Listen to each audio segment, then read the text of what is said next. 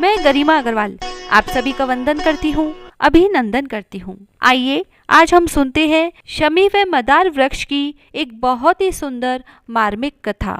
पौराणिक कथा के अनुसार शमी ऋषि ओरा की पुत्री थी। ऋषि अपनी पुत्री से अत्यंत प्रेम करते थे। ऋषि ने अपनी पुत्री शमी का विवाह धौम्य ऋषि के पुत्र मदार के साथ किया था। क्योंकि मदार उस समय ऋषि शौनक से शिक्षा प्राप्त कर रहे थे, इसीलिए विवाह के पश्चात वे अपनी पत्नी शमी को अपने घर छोड़कर पुनः अपनी शिक्षा पूरी करने के लिए ऋषि शौनक के आश्रम चले गए। जब मदार युवावस्था में पहुंचे तब वे अपनी पत्नी शमी को लेकर ऋषि शौनक का आशीर्वाद प्राप्त करने के लिए आश्रम की ओर निकल पड़े। रास्ते में विघ्नहर्ता गणेश जी के अनन्य भक्त ऋषि भृसंदी का आश्रम पड़ता था। तब मदार व शमी ने उनके दर्शन व आशीर्वाद की प्राप्ति के लिए ऋषि भृसंदी के आश्रम जाने का विचार किया।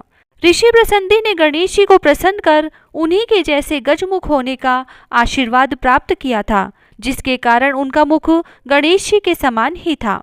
मदार को ऋषि के गजमुख होने का ज्ञान नहीं था। जब मदार व शमी ऋषि भृसंदी के आश्रम में पहुंचे तो उन्हें उनके गजमुख को देखकर हंसी आ गई और वे ऋषि का उपहास करने लगे। तब ऋषि भृसंदी ने उन्हें श्राप दे दिया कि तुम दोनों वृक्ष बन जाओ और ऐसे वृक्ष बनो जिसे कोई पशु पक्षी भी ना खाए और ना ही उसके पास आए।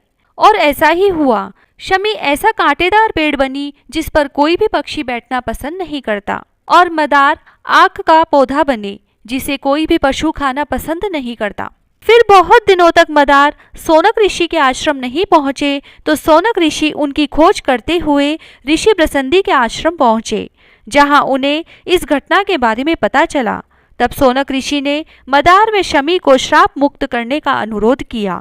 तब श्राप से मुक्त करने में असमर्थ ऋषि भृसंदी श्री गणेश जी के पास पहुंचे और मदार व शमी को श्राप से मुक्त करने हेतु गणेश जी से प्रार्थना करने लगे। तब अपने भक्त की श्राप की लाज रखने व शमी व मदार के उद्धार के लिए श्री गणेश ने उन्हें वरदान दिया कि यह दोनों वृक्ष तीनों लोकों में पूजनीय होंगे व भगवान शिव की पूजा इन दोनों वृक्षों के बिना अपूर्ण होगी। यह दोनों पति पत्नी अर्थात मदार व शमी जहाँ साथ में होंगे वहाँ मैं स्वयं रिद्धि सिद्धि के साथ निवास करूँगा। इस तरह ऋषि भृसंदी के श्राप से मदार और शमी बने पेड़ तीनों लोकों में पूजनीय है। शमी व मदार वृक्ष के बिना गणपति जी व शिव जी की पूजा अधूरी मानी जाती है। माना जाता है कि सफेद मदार यानी सफेद आक के वृक्ष की जड़ 21 वर्ष के बाद श्री गणेश जी का स्वरूप ले लेती है। जिस घर में मदार के जड़ के गणेश जी की पूजा होती है वहां गणेश जी रिद्धि सिद्धि के साथ स्वयं निवास करते हैं। उस घर में कभी भी अकाल मृत्यु नहीं होती है। शमी का वृक्ष अपने आर्थिक व पौराणिक मूल्यों के कारण राजस्थान का राजकीय वृक्ष भी है, जिसे वहां के स्थानीय लोग खेजड़ी के वृक्ष के नाम से जानते हैं। शमी वृक्ष की पूजा हेतु जल का कलश लेकर नियमित रूप से इसका पूजन करें।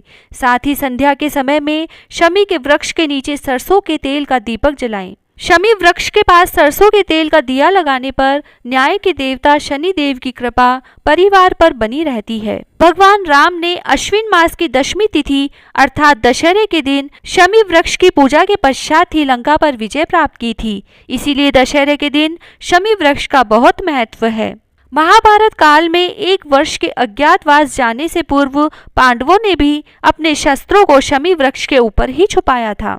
इस तरह सदियों से शमी व मदार वृक्ष हमारे लिए पूजनीय रहे हैं। जय श्री राधे।